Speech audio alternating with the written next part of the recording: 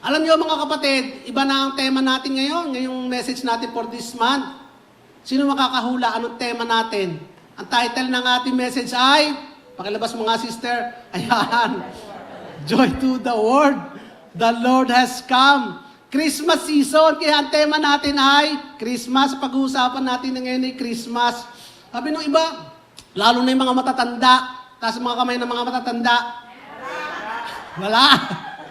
Kaya kung hindi kayo matanda, dapat masaya kayo kasi sabi ng iba, ang Christmas daw para lang sa mga bata. Kaya pag matatanda na, hindi na nagse-celebrate, hindi na nag-i-enjoy, hindi na nag-i-await, hindi na eagerly excited sa Christmas season kasi matanda na.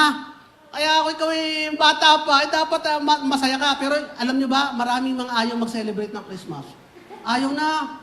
Wala na sa kanila, pagdating ng Pasko, ordinary na lang. Hindi na nga kinakanta yung mga Christmas song. Hindi na excited mapakinig yung mga Christmas carol sa radyo. Ako nung bata ako, tatanda ako, basta pag pinatugtog na yung mga Christmas music, inikilabutan na ako, excited ako eh. Kasi bata pa ako. Bakit? Kasi marami akong hope pag Christmas, maraming magagandang bagay na nangyayari sa akin pag Christmas. Pero pag matanda na, sus, pang bata na lang yan. Kaya wala nang joy sa Christmas. Tapos, ang akala kasi natin lagi, pag Christmas, lalo't matatanda na, ay tungkol sa material na bagay, ako na naman ang mamimili. Ako na naman ang mapapagod. Ako na naman ang magagastusan. Ano kasaya-saya pag Christmas? Tapos, lalo-lalo na kayo sa panahon ngayon, dumaan ng pandemic. Ano ba naman celebrate mo? Kami na pandemic. Ano gang resulta ng pandemic? Marami na wala ng trabaho. Maraming walang bonus. Maraming negosyo nagsara. Maraming negosyo na nag-50-50 ang operation. Maraming negosyo na nag-MWF na lang ang pasok ng trabaho. Maraming negosyo na 4 hours na lang ang pasok ng mga empleyado. Humina ang negosyo. Which is true. Totoo nga naman. Pag ang reason mo sa Christmas is about that, mga kapatid, ay anong isa-celebrate mo sa Pasko? Hindi ka, parang ako. Tapos yung iba, paano kami magse-celebrate ng Christmas na ito? Hindi ko makakapiling ngayon itong aking mahal sa buhay. Wala na yung aking mahal sa buhay. Nawala na nung dumaang panahon. Umuwi na kay Lord. Tapos iba naman, hindi makauwi. Nasa abroad. Nasa quarantine. Na-cancel ang flight. Kasi nasa red list. Pandemic na, hindi naman makauwi. Anong celebrate namin Pasko? Hindi ko makakasama si hindi ko makakasama si ganito. Which is true. Kaya, sabi ng iba, it's just another holiday. Kaya nga tawag na iba is, holidays. Happy holiday. Ang bating ka sa Christmas ay happy holiday. Huwag naman kayong makikisama doon sa happy holiday. Holiday na lang ang Christmas. Christmas is Christmas. Yun ang reason. Christmas, hindi holiday lang. Sabi ng iba, time is changing. Nagbabago na ang panahon eh. So, what is there to be thankful for? Anong mga dapat natin ipagpasalamat? Kaya hindi na nagse-celebrate. Ngayon, marami namang Kristiyano na over OA naman, masyado namang, dapat tayo dapat tayo talagang accurately, religiously biblical. Dahil sa accurately, religiously biblical, minsan, we destroy the joy of others na nagse-celebrate ng Christmas. Sasabihin ba natin, ba't kayo magse-celebrate ng Christmas? December 25, hindi naman yan ang kapanahonan ng panganakan ni Kristo. Hindi naman pinanganak ng December 25 si Kristo. May naman, Mayo, Marso. Di mag-celebrate ka ng Christmas sa Marso at sa Mayo. Wala akong problema. Kaya lang, you're destroying the joy of others. You're destroying the celebration of others. At saka, hindi naman ka relevant yan. Anong connection naman ng Christmas light? Sa Pasko, ang connection naman ng Christmas tree na may puti pa? Christmas tree puti. Ano naman ang connection ng mga chestnut? Si Santa Claus, pahay ako talaga na walang connection yan. Si Santa Claus, ang dahilan, kaya nung bata ako, sa tingin ko sa sarili ko, ako yung masamang bata bakit ba naman? Kasi sabi ba naman, anong kantang yun? You better not spout, you better not cry. Santa Claus is coming. He sees you when, basta yung, ano nga yung lyrics na yun na, when you're bad, wala kang tatanggapin. But when you are good, doon ka lang bibigyan ng biyaya, ng gift. Kaya naman kami nung bata, bago magpagmalapit ng Pasko, nagpapakabait, nagpipilit magpakabait. Talagang nagpipilit magpakabait ng bata talaga ako. Baka makatanggap ako kay Santa Claus. Hindi naman tinuro sa akin ng mga magulang ko na hindi totoo si Santa Claus. Na napapakinig ko lamang sa mga school, sa mga klase, sa mga napapanood. Akala ko talaga yung Santa Claus. Ay pagdating naman ng Pasko, wala naman kami tinatanggap. Ay di ko sa sarili ko, ako'y masamang bata. Ano kaya ang kailangan ko pang gawin para maging mabuti? Buti na lamang, hindi ganun ang ating Panginoon. Ang Panginoon natin biyaya, di ka? Hallelujah, kahit hindi tayo deserving, binibigyan tayo ng pagpapala. Kaya si Santa Claus, kautusan ata yan tabang-taba. Tabang-taba, puting-puti. So, maraming mga, akala tuloy ng mga kapit, minsan yung pagiging religiously accurate natin, minsan yun ang dahilan pa nakaka-destroy tayo ng Christmas celebration ng iba. Akala tuloy ng kapitbahay namin, kami anti-Christmas. Anti-Christmas ba kayo? Bakit naman? Kasi wala kayong Christmas light man lang sa bahay. O nga naman, totoo, wala kaming Christmas light. Pero hindi dahil sa kami anti-Christmas, kundi dahil kami nagtitipid. Mahal na kuryente. Pangalawa sino ka magkakabit? Kami, akatamad naman magkabit. Pagkakabit mo, bago mo may kabit, pagkatapos mo may kabit, aalsin mo na uli. January na. Aalsin mo na uli. So, hindi na kami nagkakabit. Wala kaming, punta kayo sa bahay, wala kaming ka-Christmas decor. Pero hindi dahil kami, ayaw namin ng mga Christmas decor. So, hindi kami nagsasabi, huwag kayong mag-Christmas decor, huwag kayong Let them celebrate. Let them enjoy. Let them feel the celebration. Because this is really a time of celebration. Kaya nga ang title natin ngayon is Joy to the World. The Lord has come. May reason para tayo maging joyful. May reason para tayo mag-celebrate. Anong reason? Because the Lord has come. Amen. Palakpakan natin si Lord. Yun ang reason kaya tayo magiging joyful. Yun ang reason kaya tayo magse-celebrate. Kaya kung hindi kayo nagse-celebrate, hindi kayo nag-i-enjoy, you must be reminded, pinapaalalahanan tayo that there is a reason para mag-celebrate, para mag-enjoy tayo because the Lord has come. And if the Lord has come, we must be joyful. At kaya nga ang joy ay hindi lamang sa atin, joy to the world. It's an entire world nagse-celebrate ang joy. So, we are not merry because of ano nangyayari during Christmas, but because of what happened 2021 years ago. God gave His Son as a gift to man to solve all man's greatest problem. Nagbigay ng aginaldo, nagbigay ng regalo, nagbigay ng gift ang Diyos sa atin para masolve ang ating pinakamalaking problema. At ang gift ay binibigay sa isang tao na walang ine-expect na kabayaran. It is absolutely free. At yung giver, hindi nag-expect ng bayad. Hindi nag-expect na papantayan mo. Hindi nag-expect na i-exchange gift mo. Amen, diga? Because the gift of all is God's greatest gift. At ang gift ay tinatawag na grace, biyaya. Kaya ang purpose ng message natin ngayon is to encourage you to be joyful in spite of circumstances. Ganun kapatid, hindi ko tinatawaran ang pinagdaanan ng marami sa atin ngayong taong ito. Pero ang purpose ng mensaheng ito ay para kayong muling manumbalik ang kagalakan, para mag-celebrate kayo, para ang puso niyo tumatalon sa kagalakan, mga kapatid. Para kayo masayang kumakanta ng kaawitin ng Pasko, joy to the world, the Lord has come. Hindi na yung Santa Claus is coming. I saw mommy kissing Santa Claus. Pero mga kapatid, that is the purpose of this message because itong gift na binigay sa atin ni Lord cannot be ungiven. Yung binigay niya, hindi na niya pwedeng mabawi. Kaya nga sabi ng Romans 11 verse 29, the gifts and the calling of God are irrevocable. Yung binigay sa atin ni Lord, mga kapatid, hindi na niya babawiin at hindi niya mababawi. Binigay na niya kasi sa atin.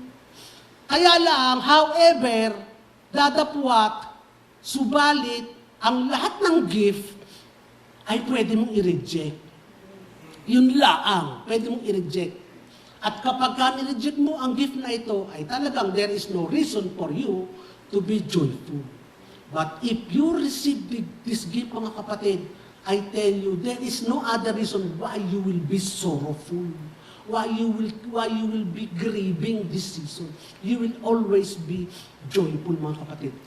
Tandaan niyo ba, mga kapatid, Nung tayo bata pa, mga kapatid, sino dito ang dumaan sa pagkabata?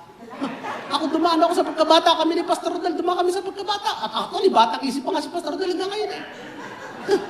Dumaan kami sa pagkabata, at nung kami bata, ito sinabi ko sa inyo mga kapatid, pag dumating na Christmas season, we are so happy. Tandaan nyo?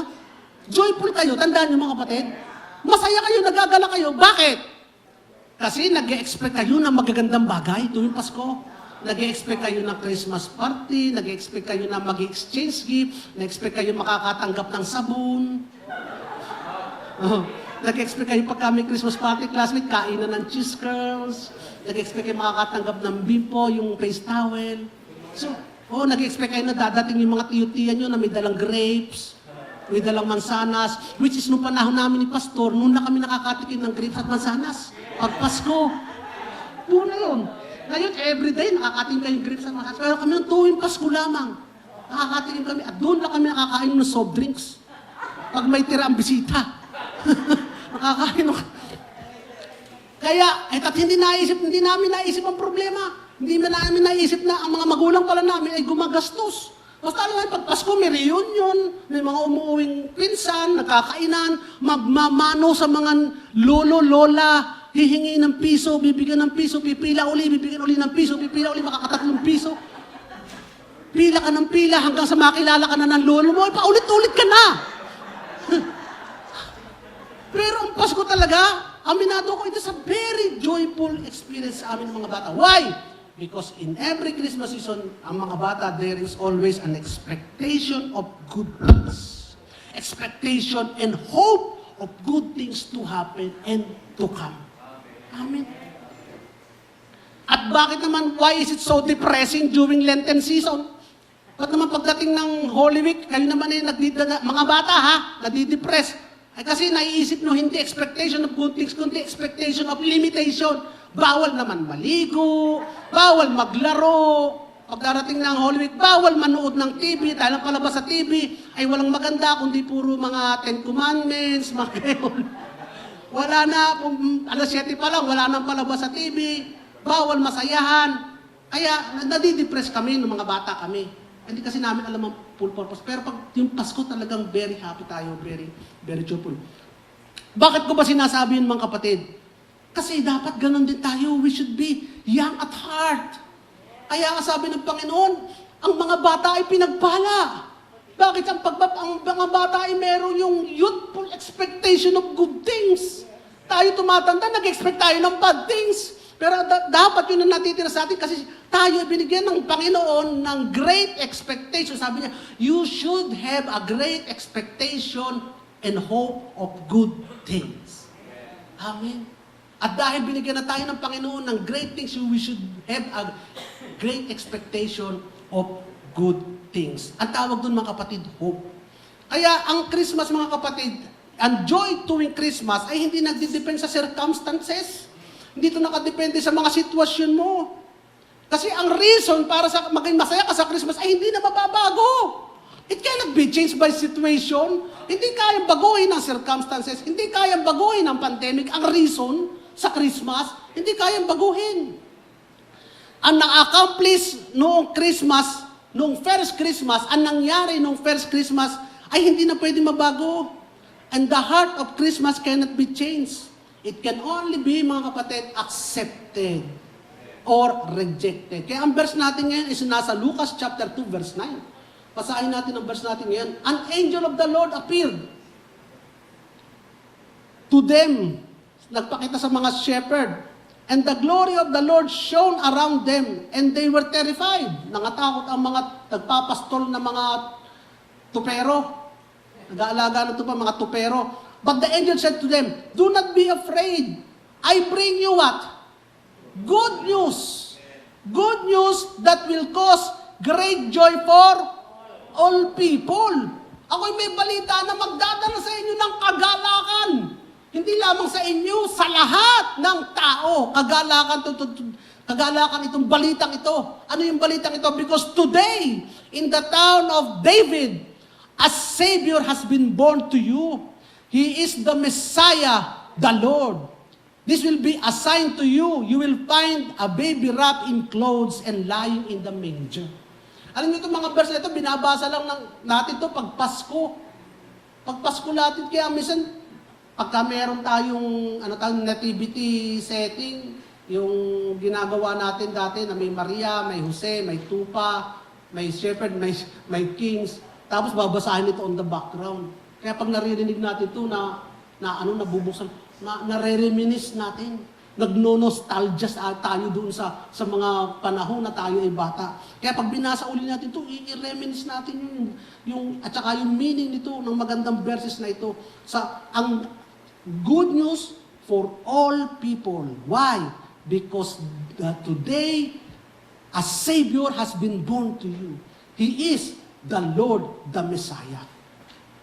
That's why there is a great joy and merry sa lahat ng tao.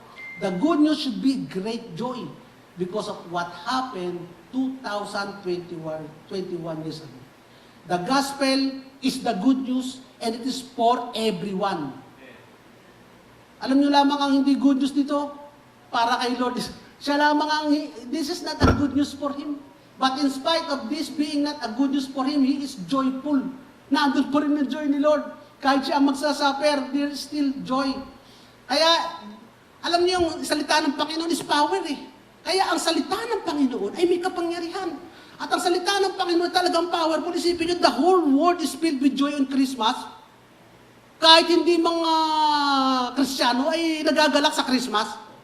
Kasi sabi ng Panginoon eh, may word siya na spoken, joy to the world. Mayroon sa sinabi, joy to the world. Let there be joy. Ay, yung iba nagtataka, bakit kaya ako joyful during Christmas? Eh, hindi naman siya Kristiyano. But in spite of that, he can still experience joy. Because the Word of God is so powerful. This Word of God is so powerful na it changes everything. It changes even the calendar. It changes the year. It changes the year. It changes the whole history of the world. Sabi niyo, before the coming of Christ, walang year. Ngayon, binibilang lang natin pabalik, marking from that day nung pinanganak si Jesus. Because on that day, there was a census na ginawa. Kung saan binago, nagkaroon ng marking of the year. Nagsimula ng bagong pagbilang. So after that day, nung pinanganak si Jesus, naging AD na ang pagbilang. But before that day, anong tinukonsider natin? BC. Isipin nyo, even yung meaning ng BC. Ano ibig sabihin ng BC? Or before Christ, isipin nyo, the indication of the year for the entire world, kahit hindi Kristiyano, kahit Muslim, ang tingin nila doon sa year ngayon is BC. Tandaan nyo yun? Kahit sila dinideclare that that is the day before Christ. What a great significance haba. Talagang significant yung day na yun. Even that day, nagsimula ng bagong pagbabago. After that, naging AD na. And from there on, binibilang na ang mga taon simula na pinanganak si Kristo. Kaya ngayon, 2021 years ago, Christ was born.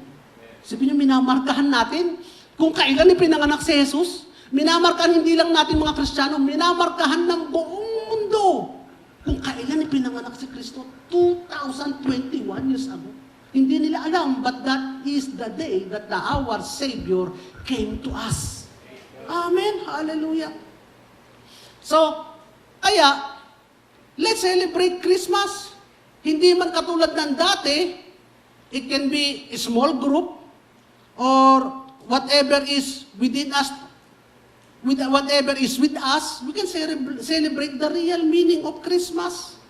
The real meaning of Christmas is that Christ came to us, given by God to us. Amen, mga kapatid. We can celebrate. So, the heart of the giver, yung puso na nagbibigay, ay nakikita doon sa value ng binigay. Alam niyo, ang message natin is, inuulit lang natin. But in spite of it, every time that I study this message, gano'n ba natin kadaming beses na narinig ang message? But every time we study this message, tayo ay nagkakaroon ng bagong, yung heart natin, yung emotion, yung blood sa puso natin, nararamdaman natin. But because this is true. Because this is spirit. Because this is the truth. And the truth will set us free. Yung ba katulog mo? Set us free from what? From grieving. From ignorance, or anything that depresses us, itong katotohanan ito.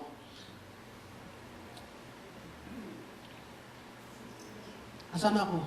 Kaya yung nagbibigay ay malaking bagay sa kanya yung binigay.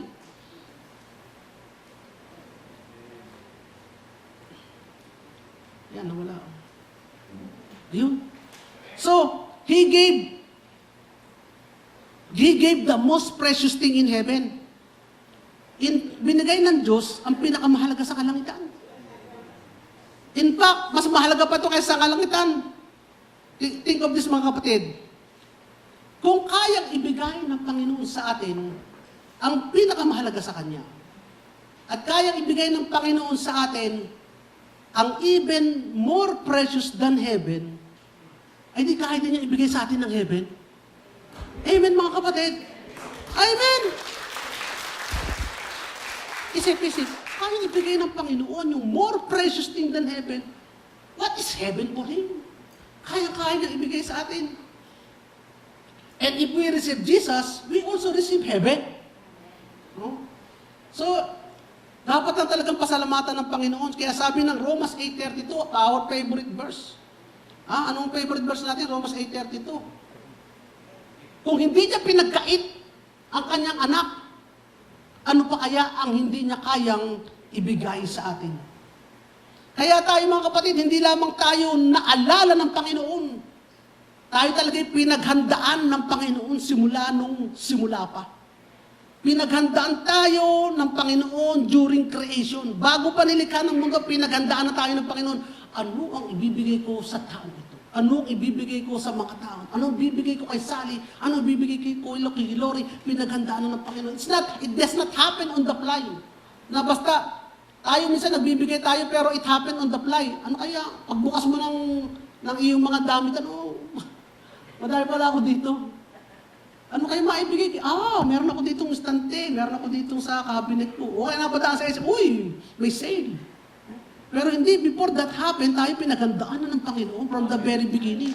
Nakahanda na, naalala ka na niya, nasa isip na niya kung bibigay sa iyo.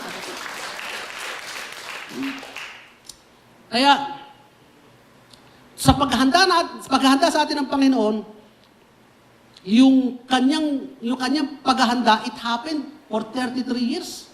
Hindi lamang isang araw. Paghahandaan ko kayo ng isang araw, hindi. For 33 years, pinaghandaan ng Panginoon ang mangyayari sa atin. At itong 33 years ito is all the way suffering. All the way suffering. At yung pinaka-ultimate suffering is to the cross. Yun yung kanyang culmination ng paghahanda sa atin ng Panginoon. At walang urungan ito. Walang bawian. Walang testingan. Testing lang muna. Pag hindi kaya, ay urungan. Kaya pagka itong mga ito, nag-ayaw-ayaw pa, ay siya, iurungan ko ito. Hindi. Sinimulan niya. Tinapos niya. For 33 years. It was done all the way. Kaya yung Christmas, mga kapatid, pinakikita nun yung karakter ng ating Panginoon. How faithful God is. Anong pinangako niya, ginagawa niya. Anong sinimulan niya, tinatapos niya. Pagpapakita ng faithfulness ng Panginoon, anong pangako niya, tinutupad niya. Kaya hindi mo pwedeng alisin yung karakter ni Lord ng faithfulness. Kaya pag nakita mo may pangako sa atin ng Panginoon, asahan mo ito sapagkat ng Panginoon, pag nangako, hindi maaaring hindi niya gagawin. At kapag sinimulan niya, mga kapatid, tatapusin niya. Amen. Hallelujah. Purihin ang Panginoon. The good work that He started on you, He will continue it to completion until the day of Christ. Philippians chapter something, verse something. 1:6. Philippians 1:6. At least Philippians. Mga kapatid, kaya yun ang katotohanan, mga kapatid. So,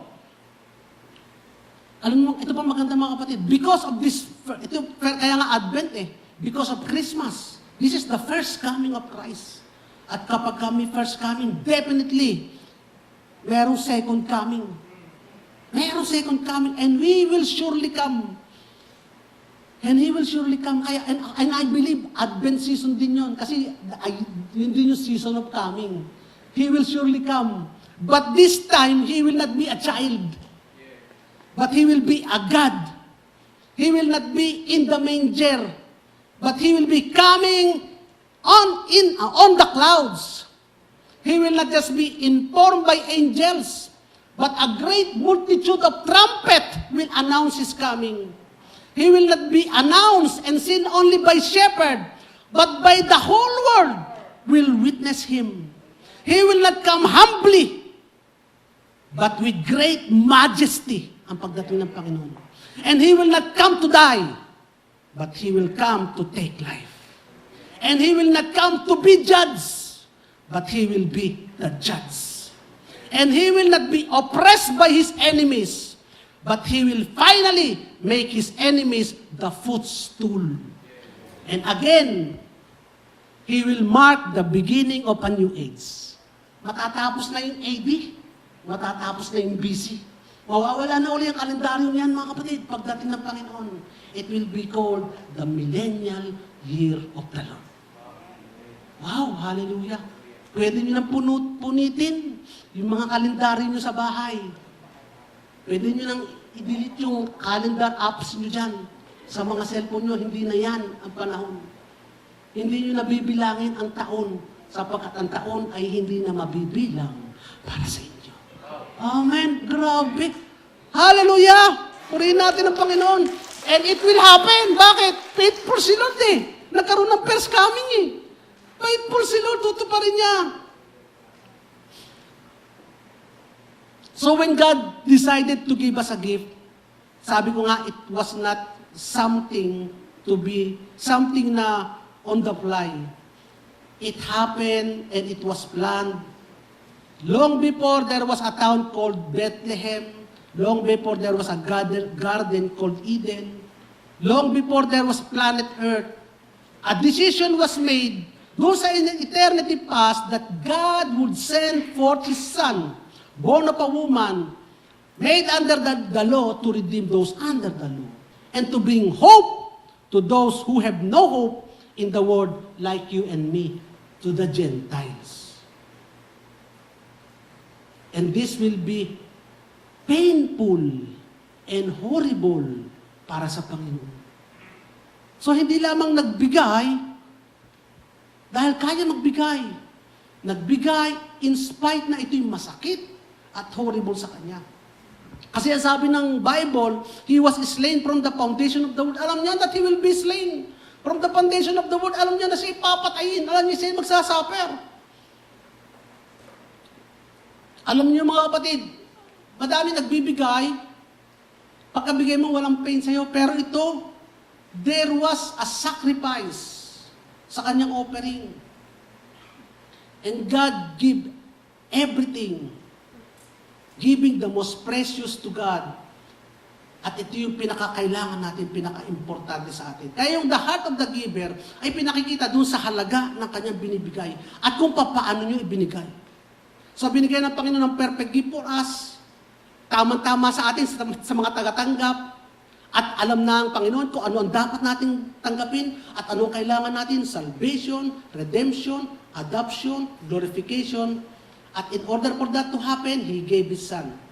So not only that the Lord gave the most expensive gift na walang value na pwedeng pumantay, o na walang value na pwedeng sumarpas sa value ng kanyang anak, ganda nung kanta natin kanina, but also in the manner kung paano niya binigay.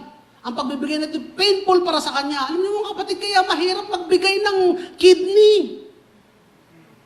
Sino masasabi madali magbigay ng kidney? Can you survive with one kidney lang? Yes! Pwede ka mag-survive isang kidney lang. Pero ba't hindi mo kaya basta-basta ibigay? Eh kasi magsasuffer ka for the rest of your life. Bibiyakin ka rin, masakit din yun. Parang hindi nyo ako nakuha. Yung kidney, yung bato. Kaya hindi basta ma-donate yun. Kasi may suffering din sa'yo. Ang Panginoon may suffering sa pagbibigay na ito. At we need to see this suffering para makita natin kung ano ang klase ng pagbibigay ng Diyos ng letter A. Anong klase ng pagbibigay ang ginawa ng Panginoon? Letter A. God divine became man. Ang focus natin doon is God. God, lagyan natin ng boldness yung God. God became man. Sino naging man? God. And Jesus is fully God. Ang Diyos ay naging tao. Ang Diyos ay naging tao. Sabi ko sa inyo, kung ang aso ay naging tao, sagot natin, wow, swerte naman ang ason to, naging tao. Ang robot ay naging tao. Oh, good. Ang robot ay naging tao. Pero ang Diyos, naging tao, ay tatanungin, bakit? Bakit ginawa ito ng Diyos? Diyos na makapangyarihan, Diyos na nasa itaas ay naging tao. Downgrade na nangyari. Diyos ay naging tao. Alam natin na kung ang mahirap ay naging mahirap, anong sagot nyo? Okay lang. Pero ang isang mayaman na naging mahirap, masakit yun dun sa mayaman. Tama? Ay pinag-uusapan lang natin dito ang hirap at yaman. Ay pero ang Panginoon ay Diyos. Naging tao. Asa ka nakakita ng Diyos na ganito? Diyos, naging tao, bumaba. The King of Kings, the Lord of Lords, bumaba sa atin, naging tao, in a form of what? Helpless baby? Helpless ang baby, at wrapped, clothed in a manger. Ano nangyari sa batang ito? Dependent on his creation? Umaasa na lang siya doon sa mga nilikha niya? Sa taas, siya ay pinaglilingkuran ng mga anghel. Sa taas, wala siyang problema doon. Nasa comfort zone siya. Pero bumaba siya dito, helpless baby. Kung walang mag-aalaga, kung walang magpapadede, hindi kakain. Kung walang magpapaypay, hindi mahanginan. Kung walang magdadamit, hindi madadapnan. Pero bumaba siya, in order to visit us. Para tayo bisitahin? Grabe. At sabi niya na, pag merong mahalagang tao, ay may bibisita sa inyo. Bibisitahin kayo ni Mayor. Tuwan-tuwa ka. O bibisitahin ka ni Yorme. Tuwan-tuwa ka. Naghahanda ka para pakainin sa Yorme. Pagdating ni Yorme, pa-selfie-selfie ka. Tapos aalis lang si Yorme. Anong ginawa? Nagpa-selfie lang, nagpa-picture lang. And yet, tuwan-tuwa ka. Pero ang Diyos, pupuntahan ka. At hindi ka lamang pupuntahan. Bakit ka pupuntahan? Upang samahan ka dahil ililigtas ka? Wow, grabe! Hindi ba call for celebration yan? Yung walang kagaling-galing na tao pero tinitingala mo, papasyalan ka, hanga ka na, napuntahan ka, pinagmamalaki mo, may pa-frame-frame ka pa. Dinalaw ka, may picture frame ka pa doon sa bahay, nakadisplay pa doon, si Erap nakakabay sa'yo. Sa lamesa mo. Si Erap. Sino ba si Erap? Para sa mahirap. Eh, yung Panginoon natin, mayaman, naging mahirap. Para sa'yo. Ayan, grabe. Hallelujah, purihin natin ang Panginoon. Amen. So, it's amazing talaga. Alam niyo mo, mga kapatid, ano ba? Kasi pag binasa natin doon na, a child will be born clothed in a manger. Yun ang sabi ng NIV. Sabi ng NIV, a child was born clothed in a manger. Wala kadating-dating sa ating mga Wala eh. Pero kaya hindi ako fans ng NIV. Isipin niyo mga kapatid, sa King James Version, ito ang nakasulat. And she brought forth her firstborn son, and wrapped him in swaddling clothes. May dating ba sa inyo? Wala pa din. Hindi kasi alam yung meaning ng swaddling.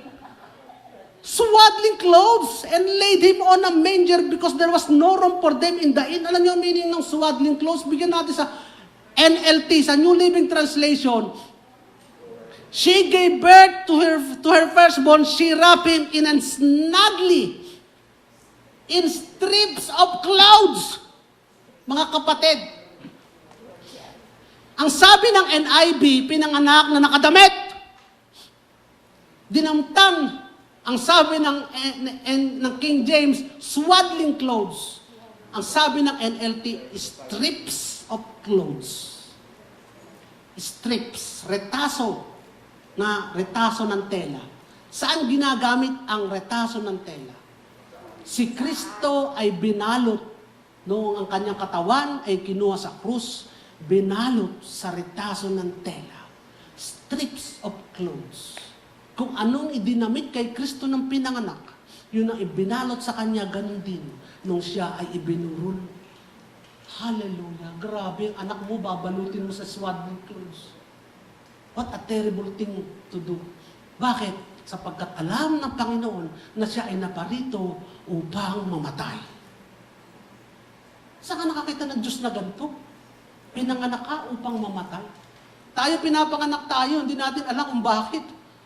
At pinapanganak tayo, at balot-balot tayo ng napakagandang tela, may kulay pink at may kulay blue. Depende sa iyong kasarian. Ako pinanganak ako sa balot yata ako sa green, di ko alam. Pero tayo, namimili tayo na ibabalot sa anak natin. Sa ganda ng balot natin.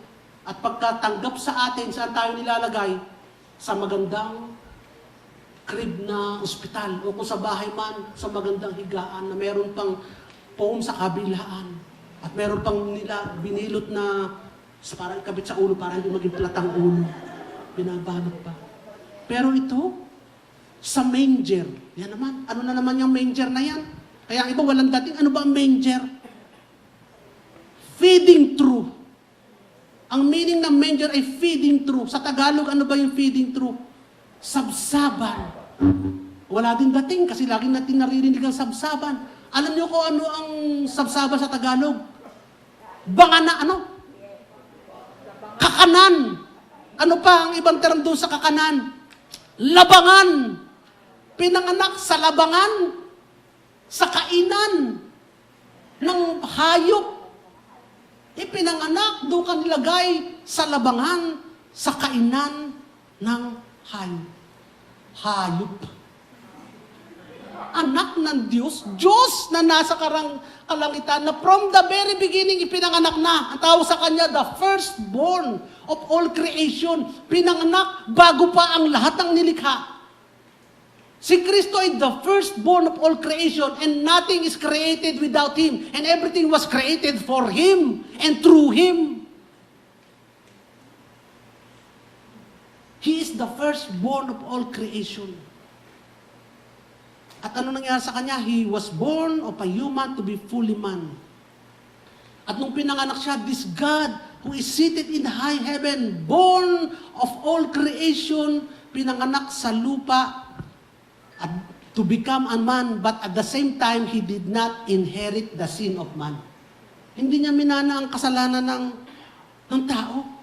He was born a deity, conceived by the Holy Spirit. Ang ama niya ay ang Holy Spirit, pero ang nag-gave birth sa kanya ay woman. Kaya hindi niya namana ang kasalanan ng sanlibutan, kasi ang minamana is the seed of the man. But kaninong seed siya? He is the seed of God. He was born of the Holy Spirit. Kinarga lang siya ng tao, bahit hindi niya naman ang kasalanan ng tao. He was born a deity, sinless. He was born a sinless. He was born and a fully God. So, walang religion na makapagsasabi na ang founder ng kanilang relihiyon ay Diyos. Walang religion. Ang founder ng aming religion ay ang Diyos, hindi ang nagtayo ng religion namin ay ang Diyos mismo. Because Jesus is fully man. Ang mga religion, ano ang kanilang purpose? Ang religion is to attempt to reach God. Yun ang purpose ng religion, at to attempt to reach God. Pero hindi nila maabot. But ano ang ginawa ng Christianity? Ano ang message ng Christianity? It is the successful reaching of God to man. Amen. Amen. Ang religion ay failing attempt of man to reach God. Pero Christianity is the successful reaching of God to man. God with us. Kaya nga Emmanuel God with us. He live among us, sabi ng John. Ano yung He live among us? Literally, nagtayo ng tent. Literally, sumakay ng bangka. Literally, naglakad. Literally, kumain na kasama ang mga tao. He moved with us. Sabi ng Matthew 1 verse 23, Behold, a virgin shall be with a child, and he shall bring forth a son, and they shall call him his name Emmanuel, which is interpreted as God with us. God is with us, mga kapatid. If you receive Jesus Christ, God is with us forever. Amen. Hallelujah. No longer is God far, no longer is God there up in the heaven, but God is with us. Saan ka man pumunta, kapatid, God is with you. God is with us. Hallelujah. Bakit ginawa ng Diyos to? God can dispose of sin from His seat in heaven, but He did not. Bakit hindi dinispose? Pwede namang, yung mga kasalanan nyo, papawin ko from my seat in heaven. Hindi niya ginawang ganon. He did not just dispose. Hindi lang niya inasikaso ang kasalanan mo from heaven. He paid your sin Himself here on earth. Amen. Pwede kang yung mga nakikita natin sa mga yung mga napapanood natin sa movie, na si Haring Zeus at si Haring Poseidon o kung sino mang hari na Diyos na sinasabi ng mga panahon, ng mga Greek gods, nakaupo doon sa trono nila sa kalangitan. And they just dispose of the problem of the sin of the people by sending someone or by sending His command or by sending thunders and bolts from His seat in heaven. But no, ang Diyos mismo bumaba at nagbayad at inasikaso ang problema mo, pinuntahan tayo. Siya mismo ang nagbayad. Amen, hallelujah. Ang nakakapagpasalamat tayo sa Panginoon. Ang Diyos mismo bumaba. He was able, at paano ngayon, He was able to pay our sin because He is fully God. He paid as God. Nung nagbayad ang Diyos ng kasalanan, nagbayad siya bilang Diyos. Kasi kung namatay lang ay isang tao, binayaran na niya kasalanan niya. Pero ang namatay ay Diyos. Kaya natin pwedeng tanggapin ang kabayaran ng kasalanan ng buong mundo. From the whole world. Bakit? Ang nagbayad kasi ng kasalanan ay Diyos. At ang kanyang kabayaran ay higit-higit. Kung ang tao lang nagbayad, hindi kasalanan lang niya binayadan niya. Hindi niya kaya bayadan ng kasalanan ni Christine, kasalanan ni Paul. Kasi yung tao lang ang namatay, isang tao lang. Pero nagbayad ay Diyos. Kaya ang kasalanan ng lahat, noon, ngayon, at magpakailanman na kasalanan ay kayang bayadan kasi ay binigay ay buhay ng Diyos na walang kapantay. Gets niyo mga kapatid? He was God. He is God. And He became man. He is fully God. Fully God who paid for our sin. Amen. Kaya katanggap, kabayad-bayad ang kasalanan natin. Sabi na Philippians chapter 2, verse 6, who being in very nature, God, ang nature talaga, God, He is talagang fully God, He is God, Jesus, did not consider equality with God something to be used to His own advantage. Rather, He made Himself nothing by taking the very nature of a servant, being made in human likeness and being found in appearance as a man, He humbled Himself and becoming obedient to death, even a death on the cross. Aming ibig mga kapatid, anong meaning ito? He lowered Himself. Yung paglo-lower na yun ay hindi normally occupied by that God. Hindi dapat i-occupy ng God. Yung lower niya is hindi lamang one step lower. Laglag talaga. Laglag talaga doon sa trono. Pagbababa niya, tung. Baba talaga. Hindi lamang, it's not only physically, hindi lamang mentally, hindi lamang socially, even your condition as God. Ang iba talaga ina-strive na maging God. Si Lucifer kaya nalaglag, sinasabi niya kapantay ko ang Diyos, tinataas niya kanya sarili niya. Sinasabi niya kapantay ako, malapit ako sa pantay ng Diyos, inaabot niya yung pwesto ng Diyos. Talagang yung pride, talagang yung pwestong yun, ang aking inaasam. And yet God surrendered that cause, inilaglag niya ang kanyang pwesto. He became flesh. Kaya yun ay grace and love. He performed the great act of lowering of all time for all eternity.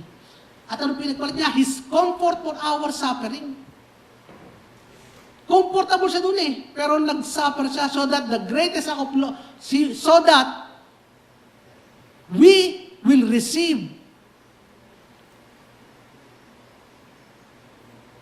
so that He will receive all our suffering and we will receive His comfort. Nilaglag niya yung kanyang pwesto para tanggapin niya yung suffering natin at tayo naman tanggapin yung comfort na ibinigay niya. Hindi, mga kapatid, hindi niya binigay yun for nothing. He created it so that you will enjoy that position. Amen? He's lowering for our exaltation. Yung pagbababa sa Kanya para tayo naman ay maitaas. His treasure for our trust. Yung Kanya mga treasure para naman sa mga basura natin. Di ba kayo masama loob nyo minsan? Sabi ng teacher, exchange gift tayo. Minimum 200. Hanap ka ngayon ng maganda. Hanap ka ng magandang item. Tapos matatanggap mo, wall clock. O kaya bimpo. O kaya sabon. Bira naman, unfair naman yung exchange gift na yan. Sabi ng teacher, 200. Ito, walang 200 itong binigay niya sa akin. Galit ka na. Pero yung exchange gift dito is grabe, mga kapatid. His treasure. At hindi ang pinalit mo sa kanya, hindi naman treasure mo eh. Basura mo ang pinalit mo sa kanya. Amen, that is a great exchange. So, yung una nating point na dapat makita ngayong Pasko is that God became man. Ang emphasis is God. God, ikaw na Diyos. Vindicate mo yung position mo for me. Diyos ka. Naging tao ka. And letter B. Ito naman ang isa. God divine became human. Kung isa kanina, God became man. Ito naman, God divine became human. Ang point naman natin dito is yung humanity. So, ano daw ang nangyari sa Diyos? Naging human. Ang Diyos naging human. Ano ba yung human? Human, the flesh. Ang laman, naging laman. So, Jesus is kung Jesus is fully God, ito naman, Jesus is fully man. Naging flesh. Naging tao siya. Sabi ng John chapter 1, verse 14, He became the Son of Man. So, He became flesh. Naranasan niya yung kahinaan ng laman. Naranasan niya yung groaning of the flesh, yung pag-iyak ng iyong laman. He accepted the limitation of humanity. Maraming kahinaan ng tao. Naging vulnerable siya doon sa sakit, karamdaman. Naging vulnerable siya sa lahat ng daladala ng laman. Halimbawa, yung gutom. Nagutom siya, nauhaw siya. Parang ako, nauhaw ako ngayon. Ito pala tubig. Kaya yun yung contest ng iba eh. Tamoy ka. Tamo si Jesus na pagod. Kaya tao siya. Yes. Kaya nakalimutan nila that Jesus is also fully God. Isa lang nakikita nila yung pagiging tao. Naging tao talaga si Jesus. He experienced the emotional trauma na na-experience natin ngayon. Yung mga disappointment, na-disappoint si Jesus. Yung lungkot, yung sakit, yung kalungkutan. Ay, nasabi ko na nga, lungkot.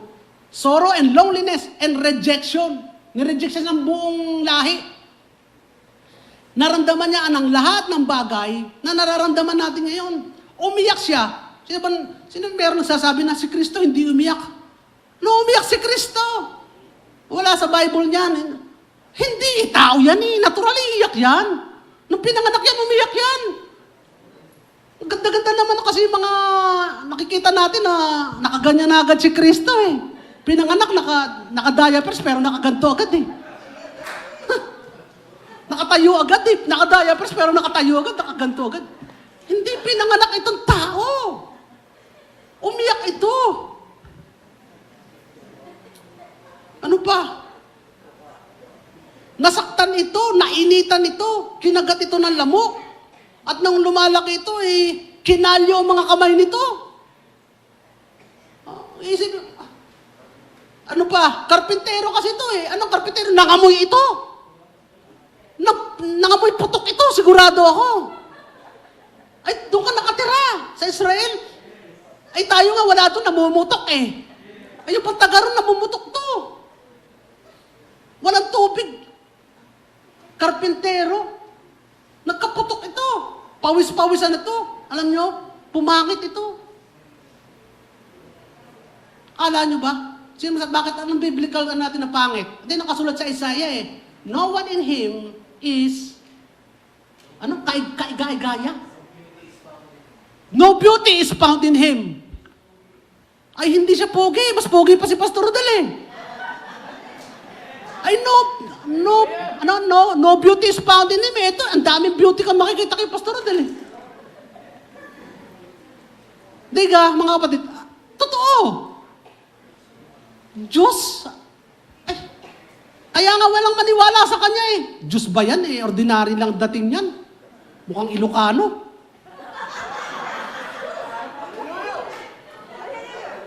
Hallelujah. Hindi, yung be real na, hindi tayo religious kasi tinitingnan natin kung ano sinasabi ng Biblia. Naging tao talaga ito. Ano pa? So he became man.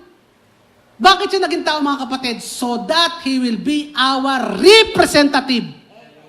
Yun ang point doon, para maging representative natin. Kung siya ay extraordinary, exceptional, ay hindi natin to representative. She will not represent us. He cannot represent us. Kasi tayo normal being. Dapat maging normal being din siya. He is fully man. Para siya maging representative natin. If He is only fully God, He cannot be our representative. Who can stand for us? Our exact representation.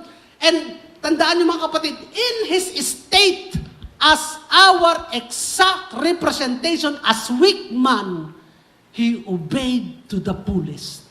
He fulfilled the law. He lived a sinless life when He was a man, weak under limitation. Kaya He is worthy to be called the Lamb of God, the perfect Lamb of God. Hallelujah! Kaya siya karapat-dapat na maging sacrifice sa atin. Kasi siya ay walang kinakasalanan in spite of a total and exact representation of us. Kaya siya ay representative natin. Perfect representative natin. Kasi siya ay taong katulad natin. But in spite na taong katulad natin, hindi siya nagkasala. Sumunod siya sa Ama. Wala siyang kasalanan.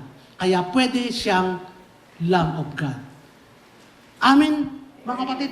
Napakaganda nung ano na yun. He obeyed as man. So He fulfilled the law, not as God. He did not fulfill the law as God. Kasi sabihin nyo, kaya naman si Kristo walang kasalanan kasi Diyos siya. Ay di walang excuse, walang exceptional doon. Natural, ang Diyos walang kasalanan. Pero si Kristo nabuhay bilang tao. At dahil siya nabuhay bilang tao, kahit siya tao, wala siyang kasalanan. Hindi siya nagkasala. Kaya siya ay exact representation. Kaya pwede siyang tumayo sa pwesto natin.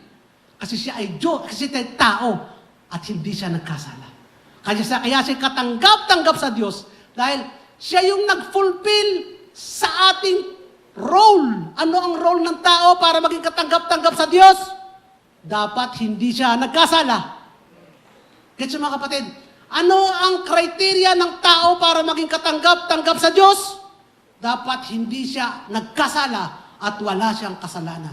Kaya si Kristo'y katanggap-tanggap sa Diyos dahil siya ay tao pero hindi nagkasala.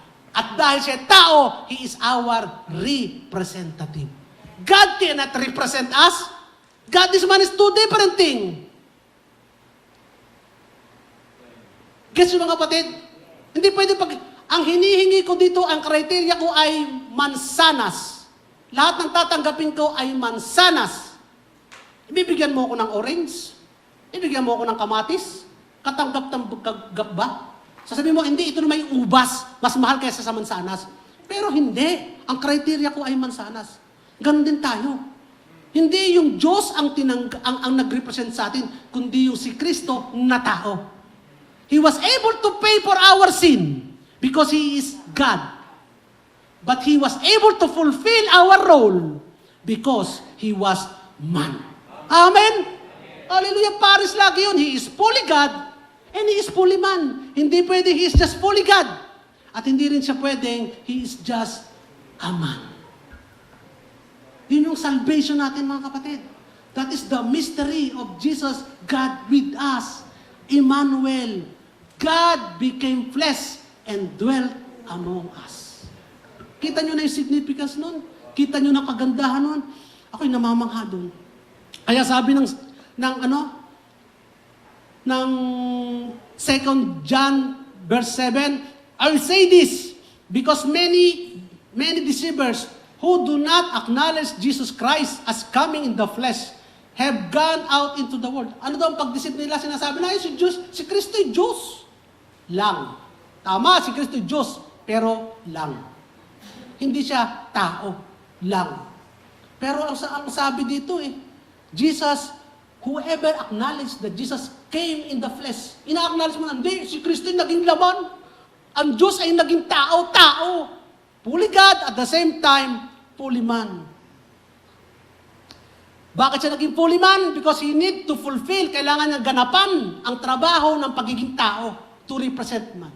Bakit siya Diyos? Kasi kailangan niyang bayadan ang kasalanan ng lahat ng tao. At kaya siya naging tao, kailangan niyang mamatay in the flesh. At pag namatay siya in the flesh, he died as man, at the same time, he paid it. Because when he died as flesh, he died also the power of God. Kaya bayadan ang lahat ng kasalanan. While Jesus committed no sin while on earth, he was on earth, he experienced ito mga kapatid. Alam niyo ba yung pagiging tao ni Kristo, hindi ganun kasimple yun. Hindi lamang siya, hindi nag-commit ng sin. Mahirap na yun, hindi ka mag-commit ng sin while you are on earth. He experienced sin. Naramdaman niya yung kasalanan na mas mabigat pa kaysa doon sa ikaw gumawa ng kasalanan. Kasi mga kapatid, na-experience mo yung effect of sin.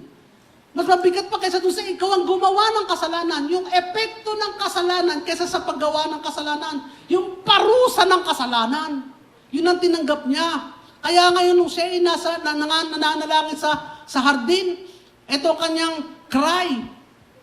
At siya ay tumulo ng sweat ng dugo. Ano? Tumulo ng sweat ng dugo. At siya ay pinawisan ng butil na dugo. Bakit? Siya ay nagmakaawa sa Ama. Ito ang kanyang cry, sa Matthew chapter 14, verse 36, Abba, Father, all things are possible for you. Take this cup away from me. Ang sabi doon, he cried. Paano ba nag-cry? Ganito sa movie kasi, merong nagnanarrate, nakaganto si Kristo. Nagnanarrate, Father, Abba, Father, all things are possible for you. Take this cup away from me. Hindi nagsasalta si Kristo, parang sa isip lang, may nagnanarrate. Ganun nakita natin sa movie. Pero mga kapatid, he cried, sumigaw siya, Abba! Ama ko! Sabi niya, umiiyak siya, Father! Ang lahat ng bagay ay posible sa iyo. Take this cup away from me. Umiyak si Kristo, mga kapatid. Umiyak si Kristo, pinaalis niya yung cup na yun. Ano ba yung cup na yun? Ano ba yung cup na yun? He was able to drink. He will be drinking. He will be drinking. Anong iinumin niya na yun?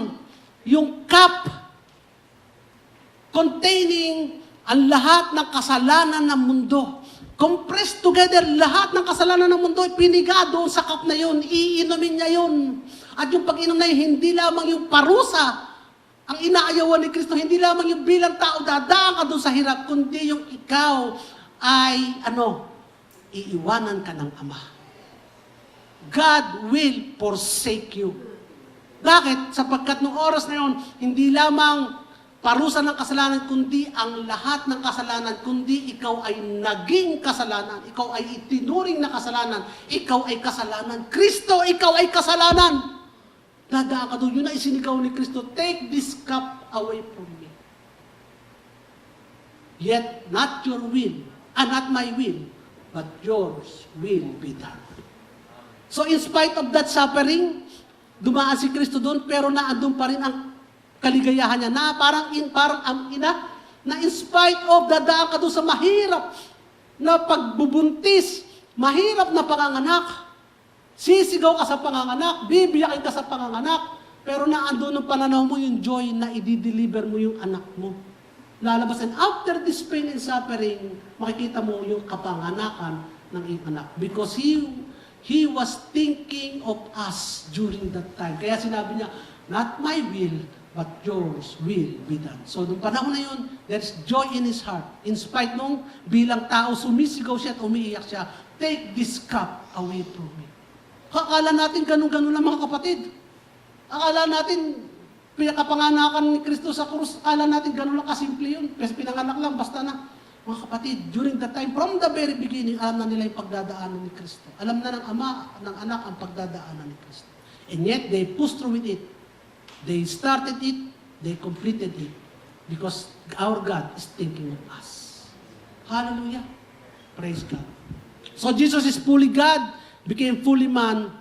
He is fully God and fully man. So the gift was given with great pain sa nagbigay. Kasi gano'n niya kamahal yung recipient eh. He fulfilled the requirement of the law, perfect, as fully man, and paid the penalty for our sin on our behalf as fully God. And obtained for us the righteousness, Ephesians chapter 2, verse 8-9, alam natin lahat, Romans 8:3, Romans 3:21-26. And suffering all the way, but the joy is also with Him, rejoicing after the suffering. Kaya giving gift is an act of grace. At ang gift ay hindi binabayaran. Ang gift ay tinatanggap. So kapatid, kung kinanunood, kapatid, napakaganda ng gift ng Panginoon. Tanggapin mo ito mga kapatid. Kung ikaw ay nasa YouTube, nasa Facebook, this is not a coincidence. At the time na tanggapin mo ang Panginoon, God is calling you now. This is your day of salvation. Receive this precious gift. At ngayon, inaanyaya kita sa isang panalangin ng pagtanggap sa biyaya ito ng Panginoon. Sabihin mo, Panginoon, ako po yung makasalanan at mapapahamak na wala ka. Subalit salamat na lamang sa iyong pagmamahal sa akin. Salamat na lamang sa iyong biyaya. Ikaw, Kristo na Diyos, ay naging tao para sa akin. At nung ikaw ay naging tao, ikaw ay nagsuffer, namatay sa krus at nagbayad ng aking lahat ng kasalanan. Upang ngayon ako ay may turing na bayad na sa aking lahat ng kasalanan. At nung ikaw ay nabuhay muli, pinagkalubod din sa akin ang buhay na walang hanggan at mabubuhay na kasama mo sa kalangitan. Salamat, Panginoon, sa iyong biyaya. Tinatanggap ko ang biyaya mong ito. Salamat sa iyo, aking Panginoon, sa pangalan ni Jesus. Amen. Mga kapatid, kung ikaw man, sino ka man mga kapatid, congratulations. Thank you. Salamat sa Panginoon sa napakagandang regalong iyong tinanggap mula sa Kanya. This is your greatest gift during this Christmas. Amen. Amen. So sabi nga natin, if you reject the gift, you may have everything in this world, but truly you have nothing.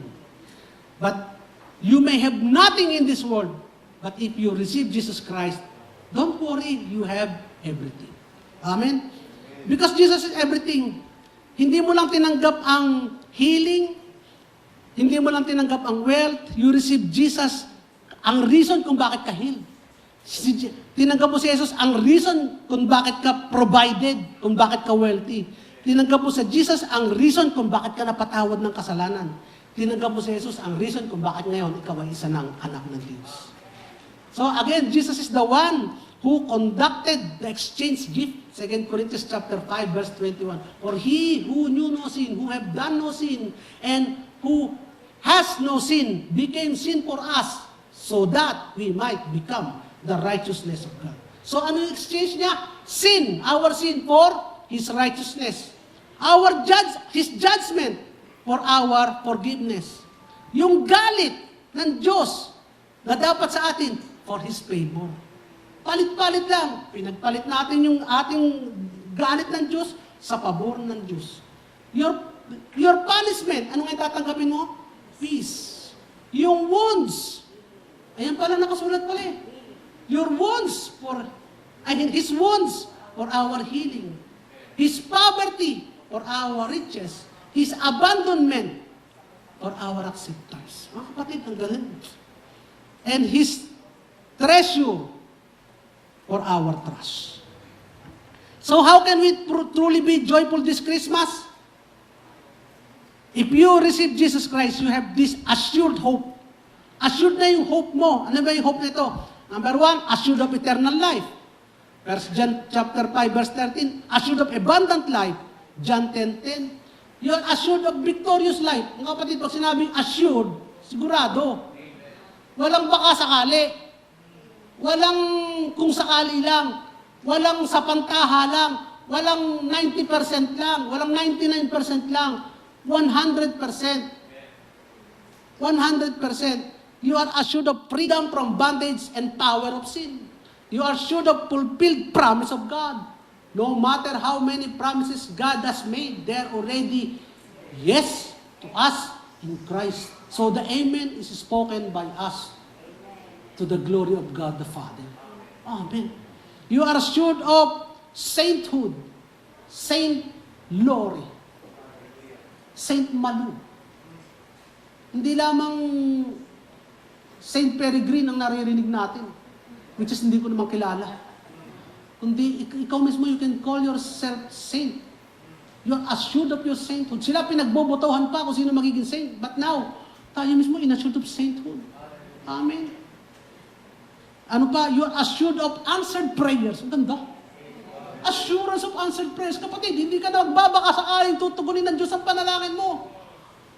Assured na ang answer sa panalangin mo, hindi ba dapat ka nagre-rejoice dyan, mga kapatid? Ako nagagala ko to, I have the assurance of answered prayers. So nagagawin mo ngayon, lagi ka magpe-pray. Assured na yung prayer mo eh. You have the assurance of provision, assurance of completeness, assurance of blessedness. You are assured of sonship, and you are assured of all the inheritance. Amen. Parang hindi kayo natutuwa. Sige, i-meditate nyo na ito pag uwi sa bahay. Pag nalulungkot kayo, tingnan nyo ito. Kasi ang assurance is a guarantee, a gate pass, susi, access, ticket, resibo. Yun yung assurance. Kaya nga, still the real message of Christmas is not the gift to each other or the party. It is the reminder of the gift that God has given to each of us. The only gift that truly keeps on giving. Kaya tayo magiging joyful and thankful sa Panginoon. We have eternal life, we have abundant life. At unang-una, mga kapatid, you don't deserve this gift. Yung at Christmas, we give gifts to those we care about, di ba? Kaya ka nagbibigay ng gifts because you care about that tao.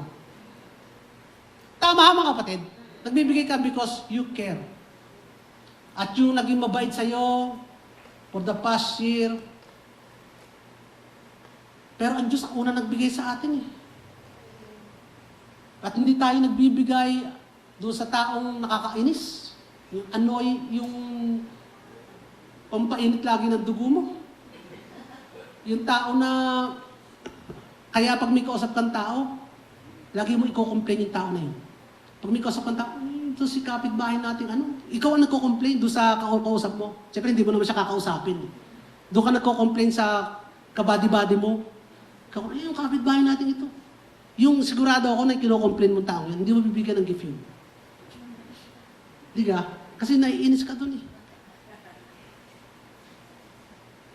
At hindi mo siguradong bibigyan ng gift ang iyong kaaway. Taas ang kamay na nagbigay ng gift sa kaaway. Siguro kung yung gift na bibigay mo ay penoy na may lason, pwede pa. Pero hindi ka normally paghahandaan mo ng magandang gift na mahal at sacrifice para sa'yo, paghahandaan mo ang iyong kaaway. At lalo mong hindi bibigyan yung mga taong do not deserve. Yung dumaan ng taong na naging kasama mo sa bahay, pag sa tamad naman. Lagi ka nang pinainit, lagi kang pinainit ang ulo mo. Naiinis ka magbigay ng gift. Pero ang ginawa ng Panginoon is just the opposite.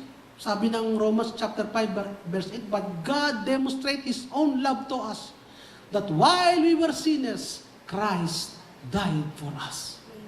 Grabe. Ang pagbibigay nito talaga, ibang klase talaga. So anong application natin dito mga kapatid? Eh di, ganito mga kapatid. Nire-remind tayo na tayo naman ay magkaroon ng konting effort to give something to someone that don't deserve our gift this Christmas. Maaring things, maaring kung anong bagay, or may it be forgiveness. Maybe someone do not deserve our forgiveness. Mahirap ibigay ang forgiveness if that someone do not deserve your forgiveness. But you will try. Application lang ng message natin. Try to give this kind of gift, tulad ng Panginoon. Ano pa?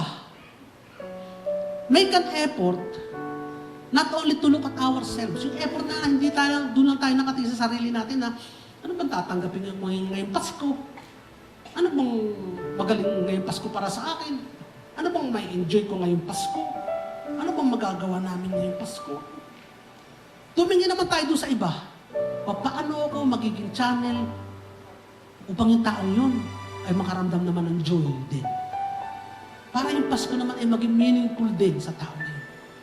Para yung Pasko naman is something for him to remember somewhere in the future.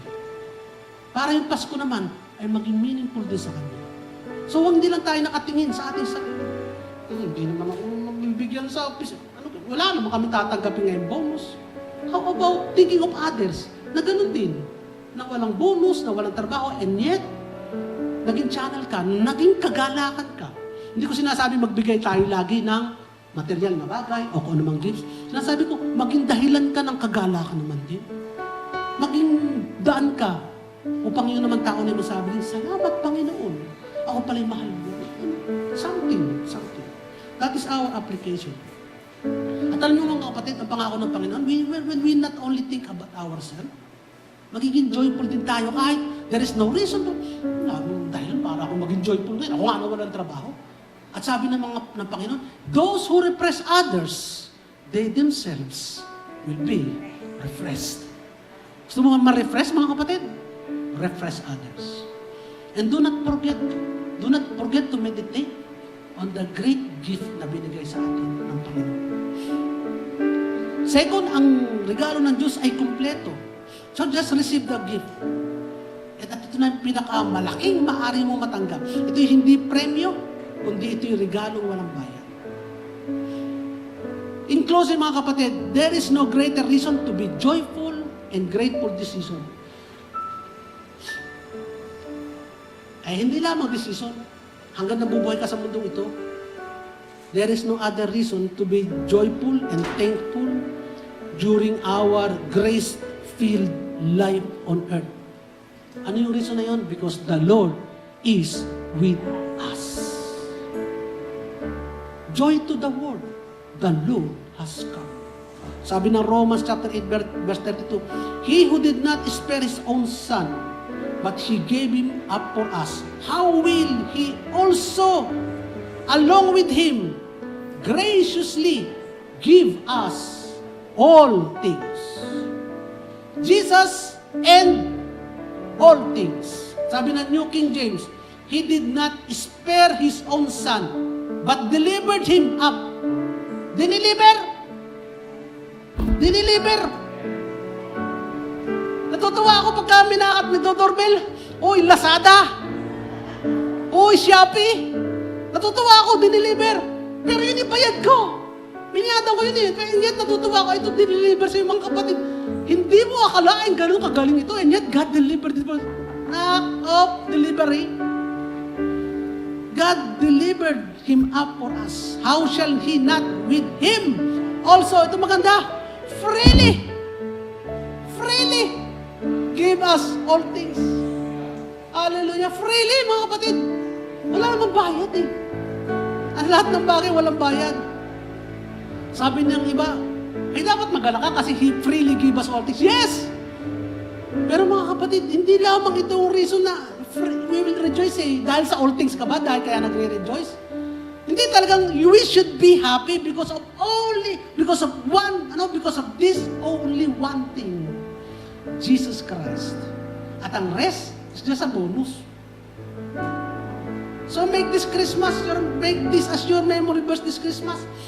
God not just gave you the gift, but the perfect gift that we need. Kailangan mo ito eh. He knows what we need.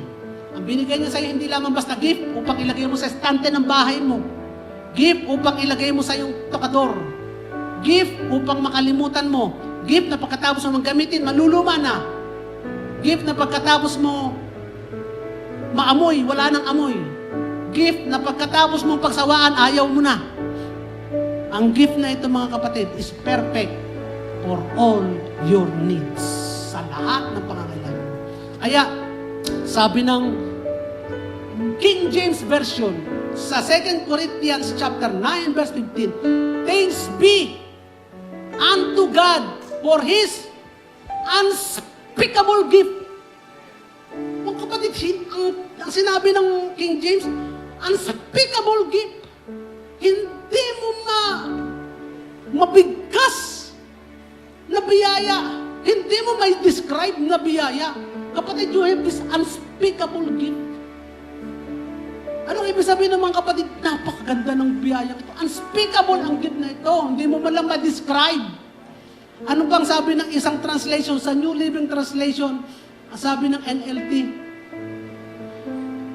thank God, wala ba? Thank God for this gift.